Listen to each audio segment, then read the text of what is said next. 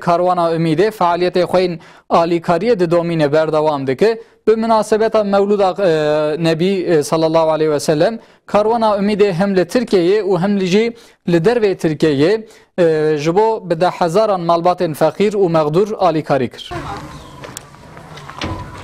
Karwana Ümide jibo mazlum û mağduran hêviyê xwe didomîne. Di serî de li Tirkiyeyê li gelek welatan alîkariyê xwe dimeşînin.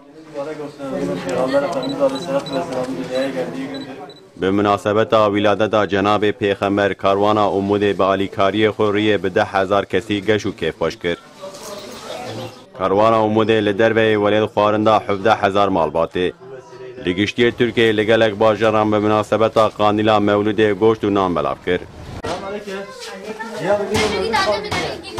Yek ji rayedarê Karwana Ümidê İsmail Qaraxuş derheqê alîkariyê xwe de malûmata Ajansa Xebera İlkayê û wiha got. Peygamber Efendimiz Aleyhisselatu Vesselam'ın Bi münasebeta teşrîf û wîladeta Cenabê Pêxemberê me we xusûsî hem li hundirê welêt hem ji li derveyê welêt alîkarî li xwedî îhtiyacan belav kir. Li derveyê welêt bi vê münasebetê me xwarina Mevlûdê da 17,000 malbatên muhtaç. Li Tirkiyeyê li gelek bajara me paketên goşt û nan belav kir. Qaraxuş li ser heqaret û êrişên welatên Xerbiyên li Îslamê û Cenabê Pêxember tê kirin jî sekinî û wiha destnîşan kir. Di serî de Fransa li gelek welatan heqaret û êriş li muqeddesetan tên kirin.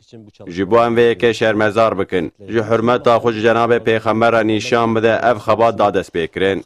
oluşturmak için bu çalışmaları da yapıyoruz. Ve bu vesileyle de ben